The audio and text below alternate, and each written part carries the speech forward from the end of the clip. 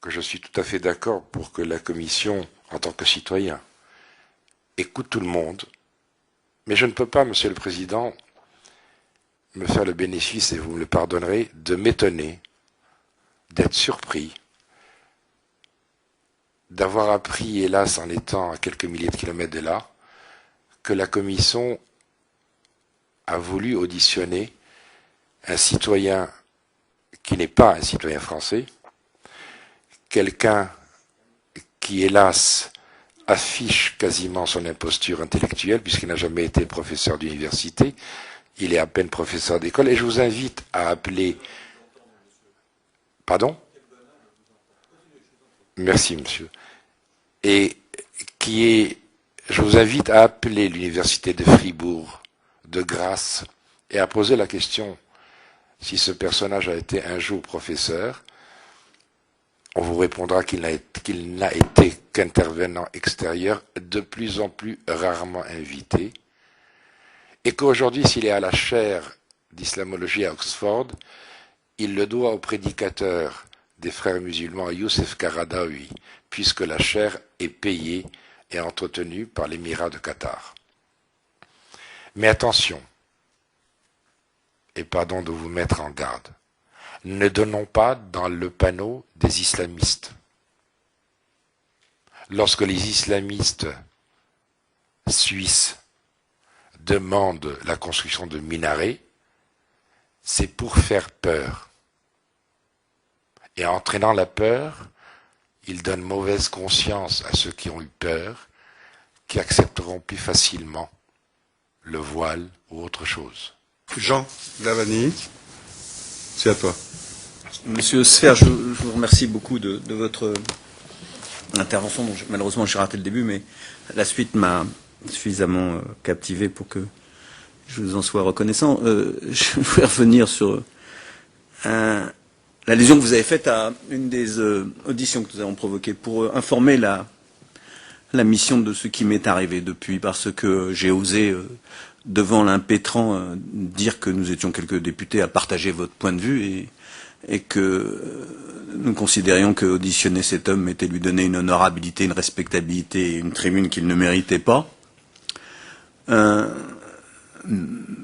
J'ai, après l'audition, été enseveli par une avalanche de mails d'une violence fascisante. Une avalanche. Quelques dizaines. Et comme je suis pas né la dernière pluie, je me suis amusé à faire une analyse, non pas graphologique, mais des textes, et puis j'ai retrouvé les mêmes phrases, bien entendu. Soit dans le premier, soit dans le deuxième, soit dans le troisième paragraphe. Et puis j'ai enquêté un peu auprès des connaisseurs de ces méthodes, et j'ai découvert que ce monsieur payait, ce fascisme sur Internet payait des intervenants pour ça. Donc je voulais remercier ceux qui m'avaient donné l'occasion de subir ce traitement de cela, mais c'était pour moi une confirmation de plus de la supercherie de cet homme. Je vais y revenir parce que, au fond, je voudrais revenir sur le fond, à propos de votre intervention, parce que je me faisais la réflexion qu'il y avait un lien d'ailleurs pas forcément innocent entre le succès médiatique de cet homme. Vous voyez, comme je vous le dis, monsieur Sfer, je suis désolé de savoir qu'aujourd'hui il y a 2 ou 3 journalistes pour un exposé passionnant quand il y en avait 50 pour cet usurpateur. C'est désespérant pour des gens qui sont attachés au fond. Non, mais ça ne m'étonne pas, mais ça me désespère quand même. Vous avez affaire à quelqu'un qui est beau, qui a des yeux de velours, et qui surtout manie la rhétorique d'une manière extraordinaire. Ouais. Mais je vais aller au bout si vous permettez. Oui, allez-y. Parce que je vais aller au bout pour revenir au fond. Je vous en prie. Doucement, je viens doucement au fond. Parce que je pense qu'il n'y a pas de hasard entre le fait que la Suisse est votée comme elle est votée et le fait que ce soit le pays où cet homme a le plus d'audience. Parce que je pense que cet homme provoque de l'extrémisme anti-islamique. Je le pense profondément. Et j'y viens à propos de son appartenance, que je crois avérée, y compris parce qu'il ne l'a reconnu pas devant nous, bien entendu, mais dans d'autres enceintes, son appartenance aux frères musulmans. Et c'est là où je voudrais venir pour vous interroger. Parce que ces frères musulmans jouent ce jeu, à travers des prédicateurs de ce type, qui se croient honorables, ce jeu du combat contre l'extrémisme salafiste. pour mieux faire prévaloir leurs thèses qui ne sont pas moins extrémistes. Et c'est sur ce sujet-là que je voulais vous entendre et vous interroger. Je vous quel est ce jeu idéologico-politique joué par les frères musulmans à l'égard du salafisme qui provoque in fine ces réactions anti-islamiques si condamnables dans certains pays et dont nous ne sommes pas forcément indemnes. C'est sur ce point-là voilà, que je voulais un peu vous chercher. Démonter un peu la rhétorique auquel faisait allusion M.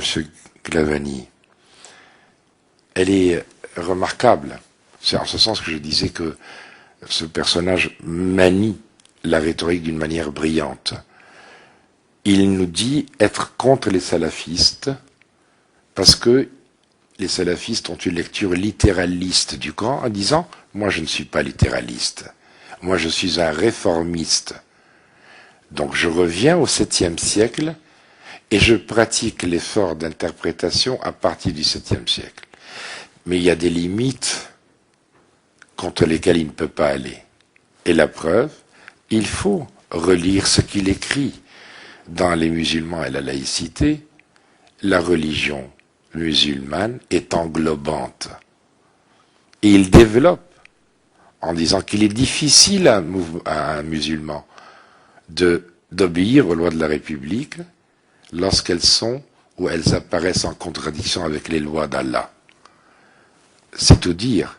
Quant à son appartenance aux frères musulmans, il l'a écrit, c'est-à-dire quand il a publié sa thèse concernant la vie et l'œuvre de son grand-père, fondateur des frères musulmans, son éditeur, Denis Gira, a écrit que ce monsieur représentait la pensée des frères musulmans. Et il ne l'a pas démenti, au contraire, dans son avant-propos, il va dans le même sens. Autrement dit, il laisse passer de temps en temps quelques informations, mais il ne le dit pas publiquement. Au contraire, il dit « je ne suis pas encarté ». Oui, sauf qu'il oublie de rappeler que la confrérie des frères musulmans n'est pas un parti, est une confrérie où on n'est pas encarté. Il n'y a pas de carte de membre, il n'y a pas de véritable appartenance matérielle. On est frères musulmans ou on ne l'est pas. Tout ce qu'il dit va dans le sens de ce que disent les frères musulmans. J'ai cru personnellement, en l'invitant en 1993 pour la première fois en France sur un thème Islam et République, j'ai cru qu'il était un réformiste. Et quand je me suis mis à lire ce qu'il disait, ce qu'il écrivait en français mais également en arabe, qu'il ne pratique pas, langue qu'il ne connaît pas, contrairement à ce qu'il dit. Lorsque j'ai vérifié s'il a été à l'université d'Al-Azhar au Caire, lorsque j'ai écouté ses cassettes, je me suis rendu compte que tout ce qu'il nous disait n'était pas vrai, mais c'est toujours un peu vrai. Il lance une petite partie de vérité et le reste ne l'est pas. C'est en ce sens que, pour démonter la rhétorique qu'il développe, il faut, et je reviens à l'école, connaître, il faut savoir. D'ailleurs, c'est dramatique parce que nous disons nous devons respecter les autres. Nous devons respecter les musulmans ou les autres, également non musulmans. Mais pour les respecter, il faut les reconnaître. Et comment pouvons-nous prétendre les reconnaître si nous ne les connaissons même pas? Je passe mon temps à parcourir la province pour expliquer l'islam et l'islamisme en France, en ne citant que les textes musulmans. Exprès, et je me tiens à distance. Nous avons d'ailleurs pour cela inventé quand même un mot depuis le XVIIe siècle qui est un mot que personnellement je ressens comme étant, et pardonnez-moi le thème, néocolonialiste. En France, le summum vis-à-vis de l'autre, c'est lui dire « nous sommes tolérants ». Mais moi je ne veux pas être toléré.